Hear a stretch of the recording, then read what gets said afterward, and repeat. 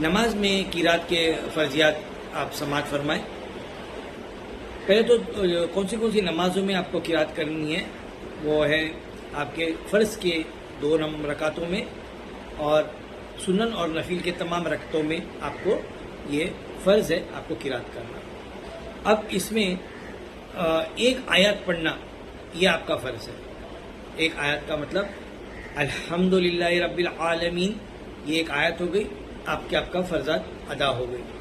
پوری سورہ فاتحہ پڑھنا یہ واجب ہے، اور سورہ فاتحہ کا ایک لفظ پڑھنا یہ واجب ہے۔ اس کے بعد میں ایک سورہ ملانا سورہ فاتحہ کے ساتھ میں یہ بھی واجب ہے۔ 3 چھوٹی آیات یا ایک بڑی آیات آپ ملا سکتے ہیں۔ اور اس کے بعد میں آ رہا ہے کہ آواز، بہت یہ اہم مسئلہ ہے آواز کا۔ قرات کا مطلب ہونا ہے کہ بھائی آواز سے قرات کرنا، اتنی آواز سے کہ آپ کے کان تک سنائی دے، اتنی آواز سے۔ اگر آپ بعض منہ میں ہی آپ پڑھتے رہے تو آپ کی قرات نہیں ہوئی، یہ فرضات ادا نہیں، آپ کی نماز ہی نہیں ہوئی۔ اگر آپ نے زندگی میں ایسی نمازیں پڑھی ہو تو آپ کی نماز ساری ضائع ہو جائے گی، کیونکہ آپ نے اس کو قرات کا جو مطلب ہے اس کو سمجھا ہی نہیں کہ آپ اس طرح سے کہ اپنی کان تک سنائی دے، اتنی آواز میں آپ کو قرات کرنی ہے۔ دوسرا اس کے بعد میں ہے کہ آپ کو تجوید اور تلفظ کا خیال رکھنا ہے، بہت ہی زیادہ ضروری ہے۔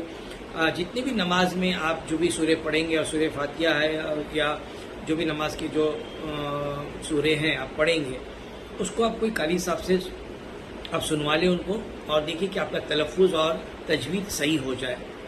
وہ زیادہ نہیں، آپ کو 2 دن میں آپ کی یہ ساری چیزیں آپ سناؤ گے تو صحیح ہو جائے گی۔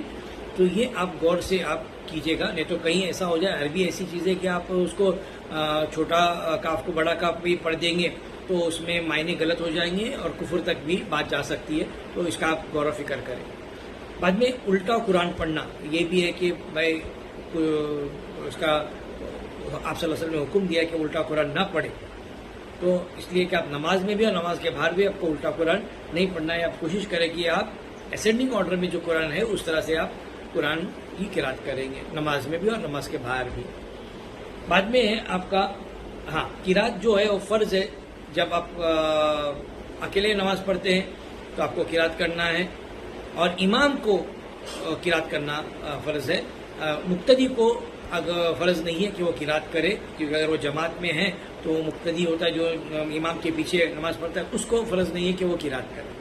تو باقی سب کو اکیلے میں پڑھیں گے تو بھی قرات کرنا ہے، اور یا آپ مسجد میں الگ پڑھتے ہیں تو بھی آپ کو قرات کریں۔ الحمدللہ رب العالمین۔